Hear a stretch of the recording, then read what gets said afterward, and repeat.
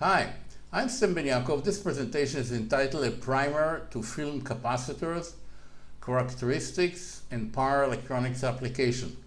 Please note that this presentation displays information that has been published by TDK EPCOS company. The information and data are shown for educational purposes only.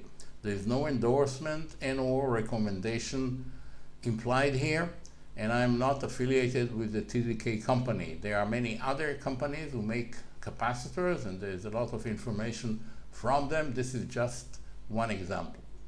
So what are the types of capacitors that we have?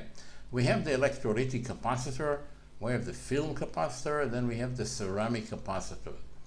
All of them can be, to a first approximation, be represented by this simple first order model in which we have here the capacitance. This is the leakage resistance, which is for power electronics not that important. It is important for, say, sample and hold circuits and or perhaps timers with very long times. Power electronics really is not concerned with this little leakage. Then we have the ESR, which is very important, the equivalent series resistance, which represent the losses, in fact, of the capacitor.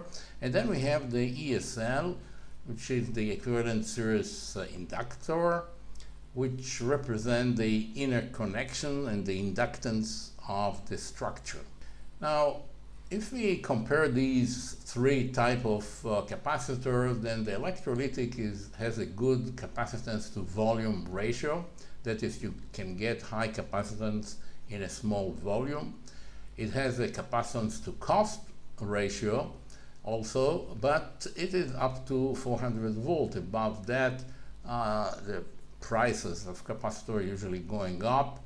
This is why in many applications, designers are connecting capacitor in series to 400 volt, to get, say, 600 volt or something like that. And then it has a relatively high ESR and ESL and relatively short life. This is because the electrolyte is evaporating, especially at high temperature, so the life of these capacitors is fairly short, and this is why designers are trying to avoid as much as possible electrolytic capacitor. Now, ceramic capacitor have excellent capacitance to volume ratio. That is, you can get very high capacitance in extremely small volume. Excellent cost also, capacitance to cost ratio. But this is also limited by voltage to, say, up to 100 volt. Above that, the cost of these capacitors is really increasing a lot, and if you're looking for, say, 650 or 1000 volt high capacitance, a few microfarad, then it's going to be very costly. And then a very good ESR and ESL due to the small structure and the material which are being used today. The ESR is very small, relatively small, and then it has a relatively long life. The film capacitors are sort of in between. They have a moderate capacitance to volume ratio, moderate capacitance to cost ratio, and they have a low ESR and ESL, very low, both of them, so they are very good for high frequency, and then they have relatively long life. So these are sort of in between. So what are the capacitor applications in power electronics? I'm showing here just a PWM example. There are many, of course, other applications that require capacitor, for example, resonant converters, LNC, and many others. Now, I'm not covering all these, of course, because this is a short presentation.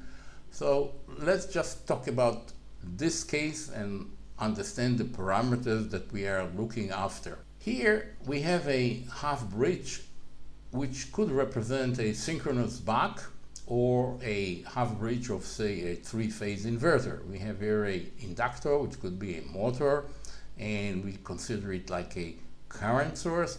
Now, when this switch is on and off, we're going to see through it this current, which of course is coming this way. Now, we have stray inductances. Whatever you do, there is also always between connection, there is stray inductances, has to do with the length of the wires, the area enclosed, and we have it here, we have it here, and obviously we have it here, which I haven't marked. So first of all, we like to make these inductances very small, because otherwise we have a voltage which is developed on these inductances, which is LDI dt, and since this di could be fast depending on the transistor, but today with the GaN and silicon carbide, these transitions are very fast. So consequently, we're going to develop here high voltages. Therefore, we like to make these very short. So this is one aspect. But then, ideally, what we'd like to have is the following. We like this current pulses, to be sort of distributed two ways. One, the DC component, we like it to come from here. The DC component coming from the source, no ripple, no spikes, so not to inject EMI into the source, and not to cause spikes of voltages due to the IDT. So we like here to have a sort of a constant DC. Now obviously, if we have a pulsating current, which is composed of a DC plus a AC, just about a square wave, then this current, then we would like to lock it here in this capacitor. That's the objective here. We like to lock it as close as possible to the transistor as not to carry out the IDT throughout the circuit. So this is the purpose of this capacitor. Now, we don't want to have high ripple. This means that the capacitor should be large enough so that the ripple on it is acceptable. Unfortunately, this is not enough.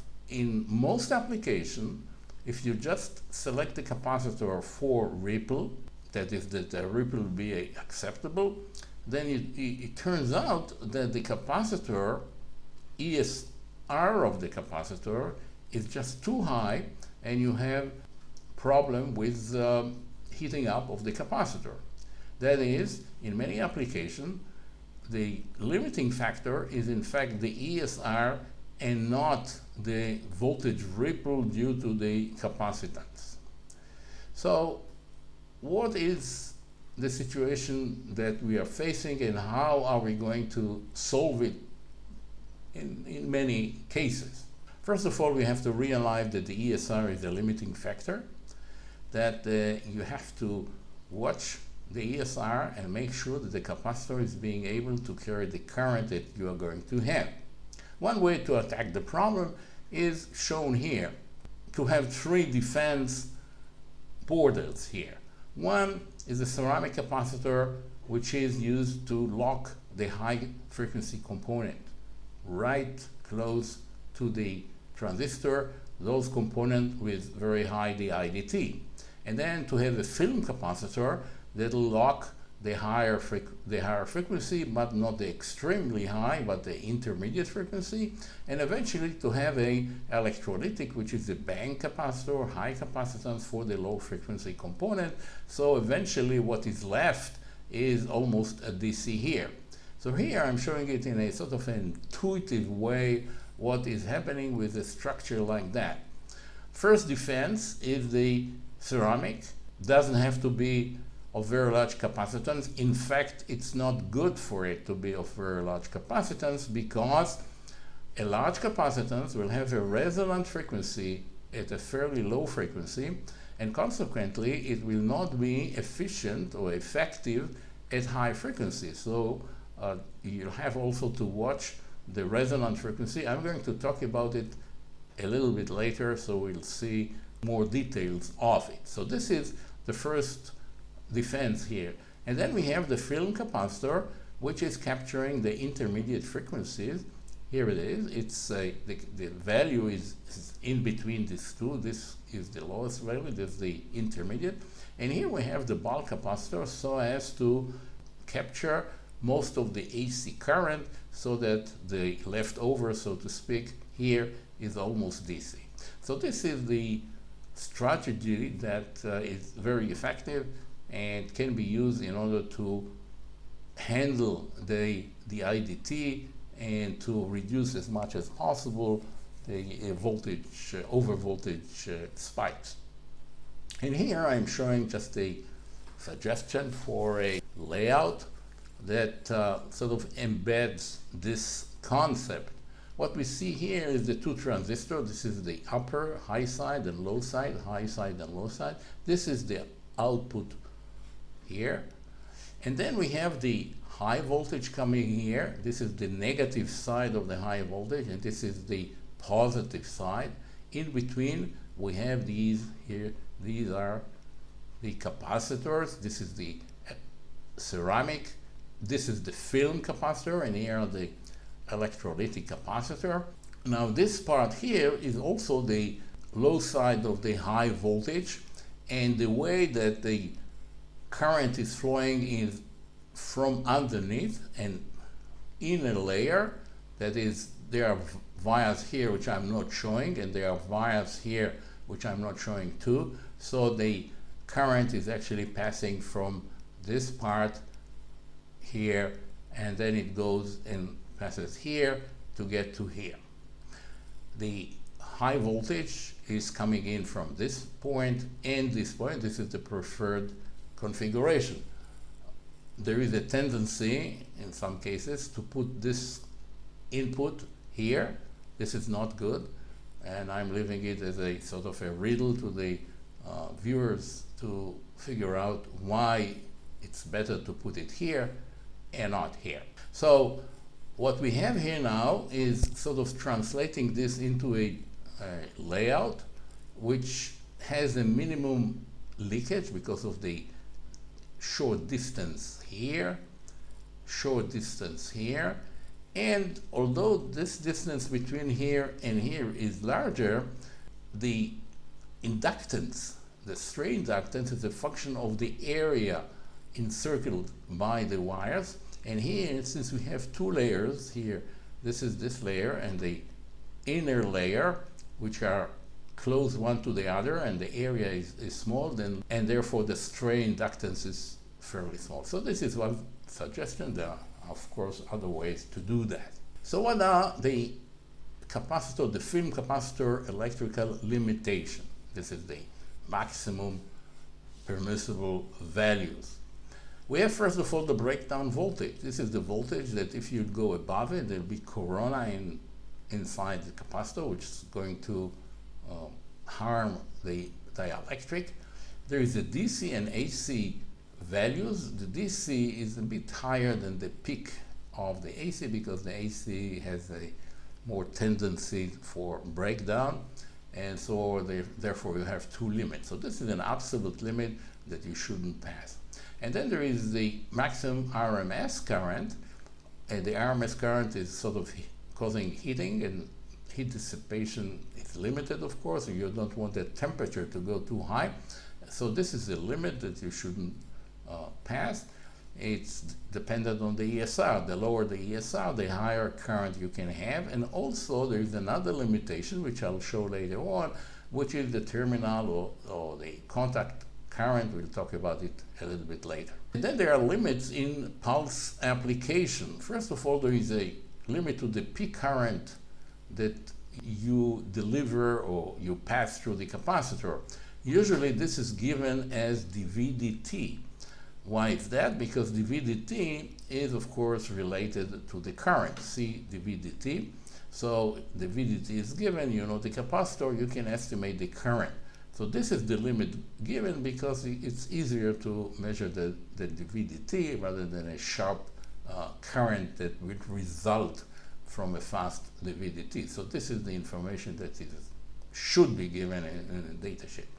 And then we have another parameter, which is K sub 0, and this is related to the energy absorption in the case of one pulse. That is, in some application, for example, in a flashlight or some other application, you charge a capacitor and then you all of a sudden discharge it momentarily into a load.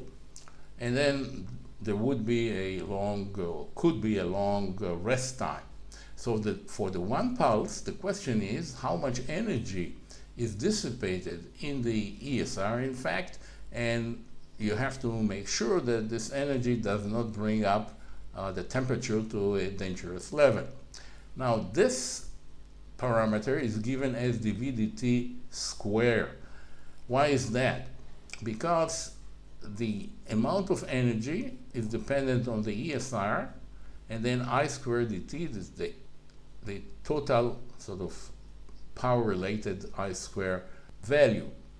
Now I by itself is C dV dt, so therefore by defining the VDT again, because it's easier to measure, you actually define this amount of energy, and the definition, the formal definition of this K sub 0, which is given in the datasheet, we'll see it later on, is the integral of this thing. So you have to derive this to see that you are not exceeding the given value.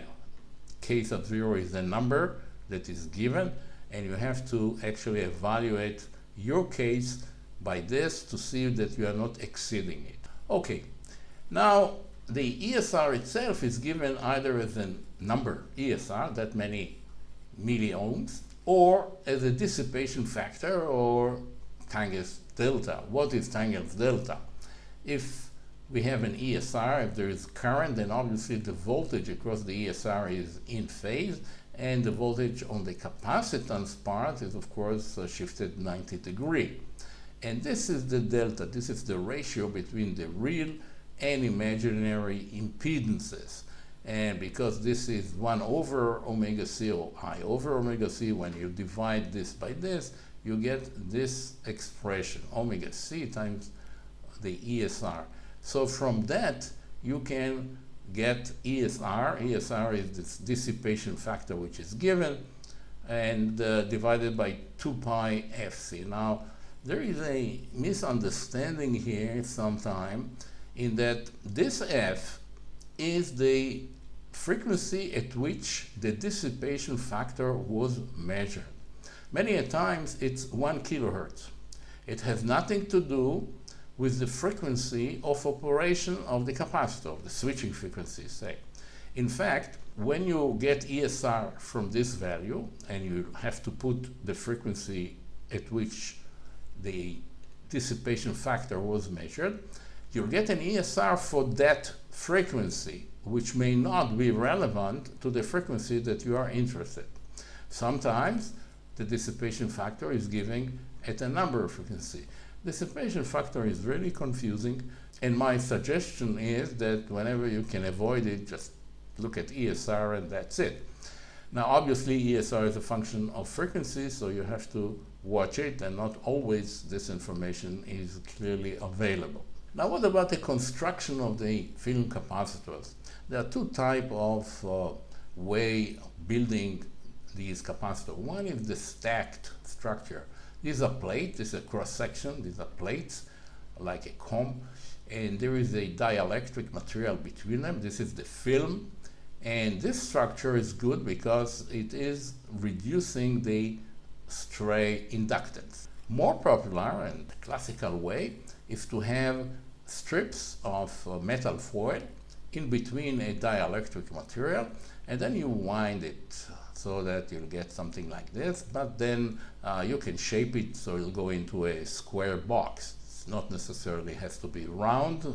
Eventually, when you get it as a product, it could be in a box, but inside it is actually a wound structure. Now this has a little bit more stray inductance, of course, because of the structure.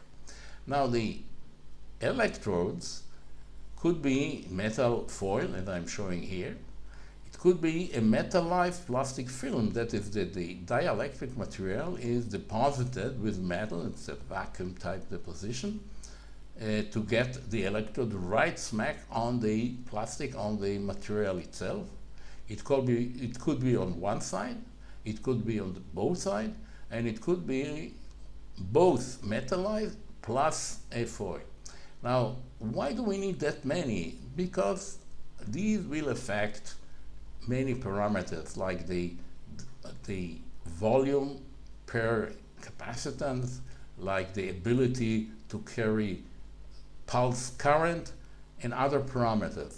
So one should be aware there is no one film capacitor. say even polypropylene capacitor. There are many types of capacitors, and one should look for the one that is suiting and compatible with the requirement of the application, and we'll talk about it a little bit later. So here is, this is just a TDK case, and as I've said, there are many other companies, of course, are making capacitor, and here we see the materials that are being used for the dielectric.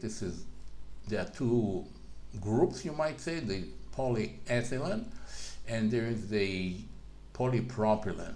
This is just a variation of the polyethylene, and let me just say already that the polypropylene is the best material, and this is preferred, although it's more costly, because the ESR is much lower.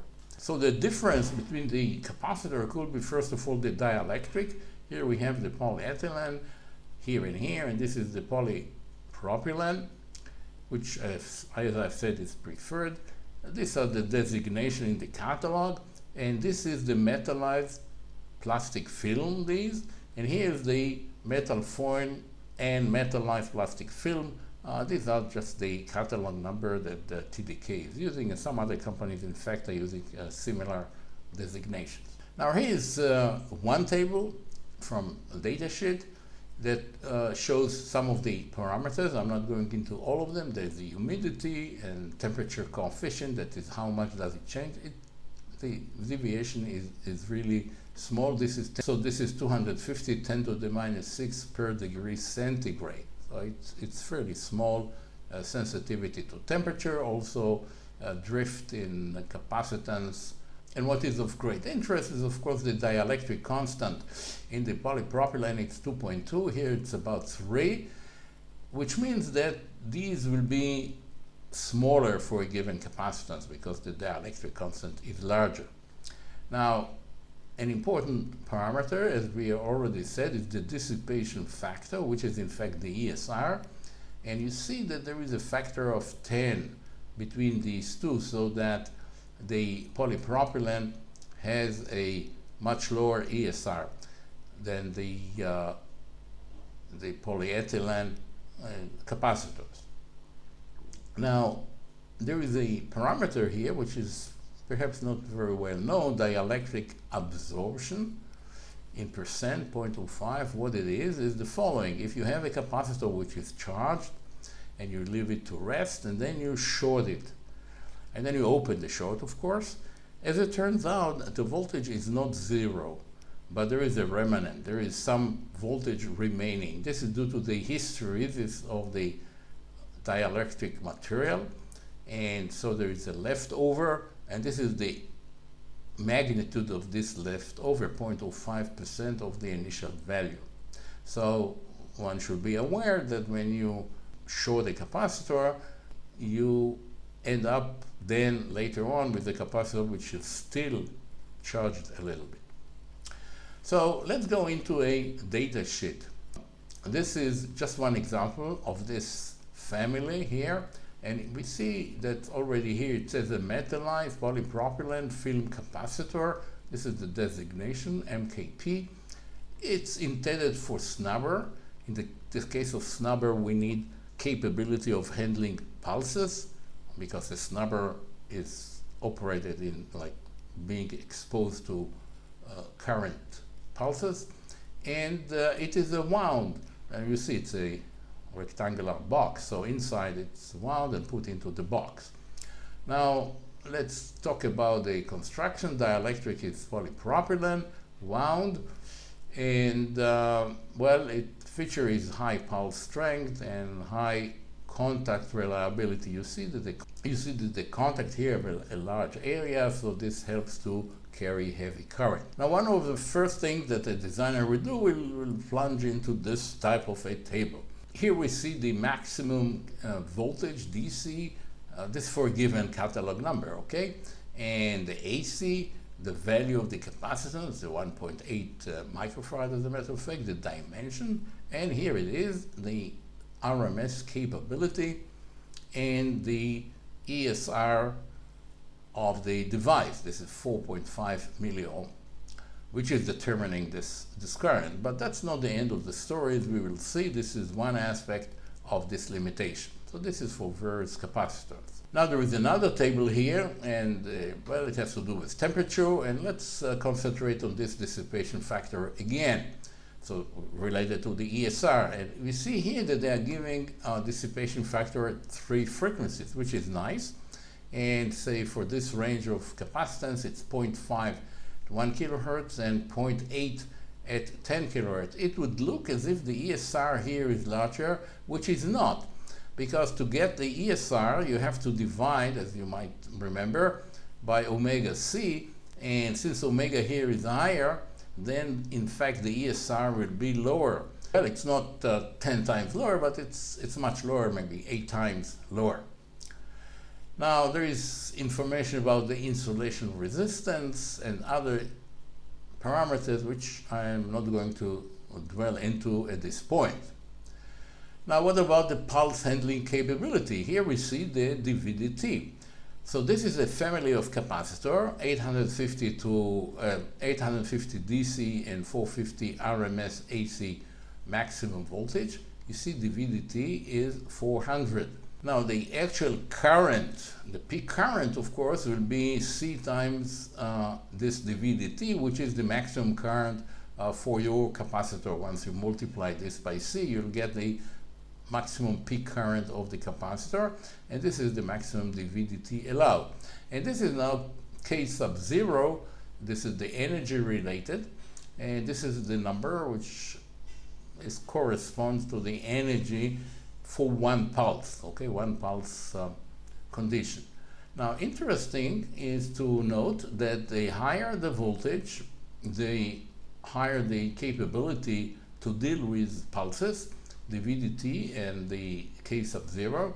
So in many cases, if you have to handle high peak current, it is advisable to use a capacitor which has a much higher breakdown voltage that you actually need, and this will ensure you a higher DVDT. This is by no means the limit. This particular capacitor has a fairly low DVDT. In fact, there are some other units which have much higher. So I'm repeating what I'm saying, that one has to look at the various devices, various models, and to make sure that he's getting the element that he needs for the given application.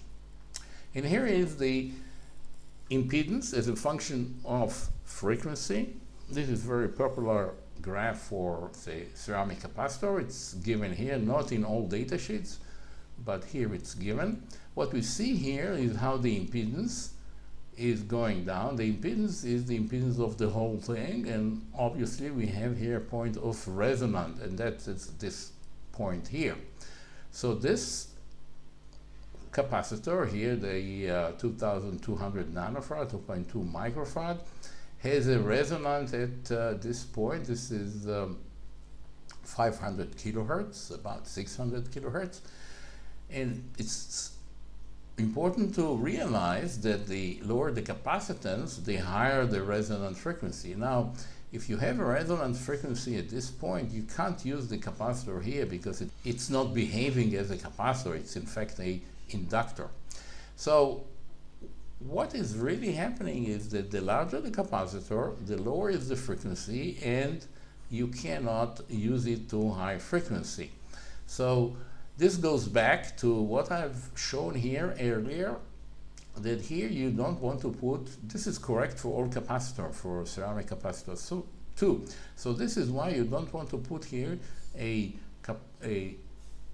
by itself a capacitor with very high capacitance, because the resonant frequency will be low, and then you will not have the capability to carry out these spikes.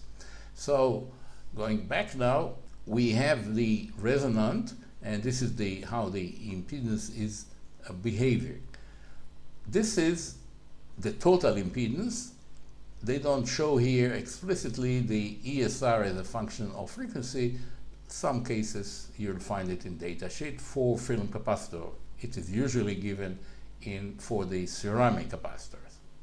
And now is the key parameter, which is very, very important. Usually only this graph is given, and sometimes also this one is given.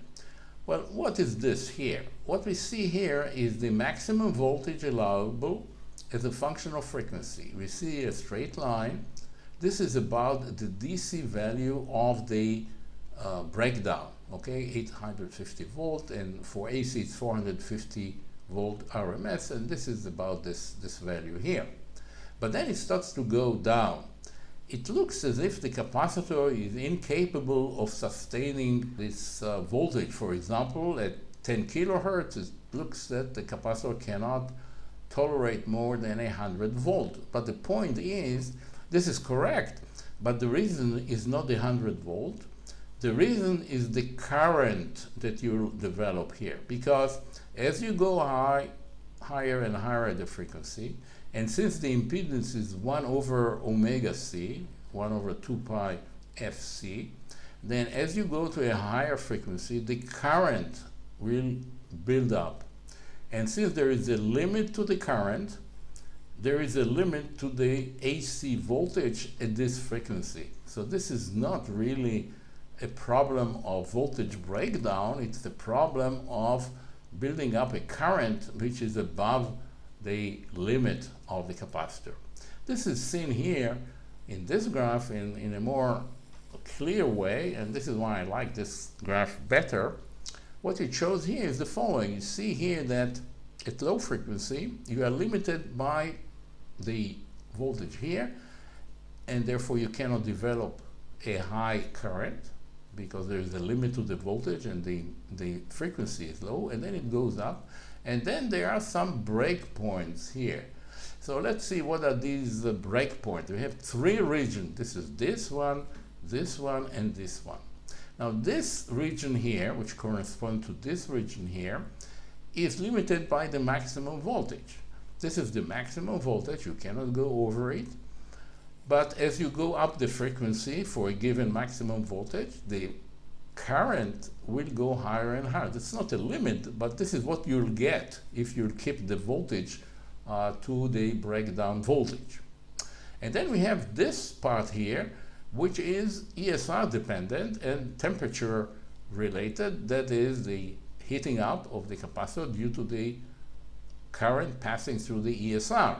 Now, this goes up, the current goes up, because the ESR is going down. So therefore you can allow more and more current. Well, you see here, this is still going down because as you have a higher frequency, the current is going up, but that's not clear what's really happening here. Here you can understand it very clearly. Limited by the heat. The heat is I square ESR. ESR is going down with frequency, so therefore as you go up with frequency you can allow a higher and higher current. And now we come to the third region, which is the contact limit. This is how much current can the contact or terminal carry. There's a limit to that, and this is an absolute value. It has nothing to do with the capacitance itself. This is just the structure, the way this capacitor is being built. So this is the meaning of these two. So what's the conclusion here? Sort of general, I'd say, view of the film capacitor. First of all, one has really to realize that not all film capacitors are born equal. That is, not all capacitors are the same. There's no just one film capacitor, polypropylene, period. There are many, many types of polypropylene capacitors. And one has to look up the different kinds, see the parameters, make sure that you choose wisely the one that will be best for your application. And then another point is that there are quite a number of parameters of the capacitor. I've covered, I think, the most important one for power electronics, but there are other environmental parameters, humidity, and some others. And one has to probe and dwell into the datasheet to see all these parameters and see how they are compatible or whether they are compatible with the application. So this brings me to the end of this presentation. I thank you very much for your attention. I hope you have found it of interest, and perhaps it will be useful to you in the future. Thank you very much.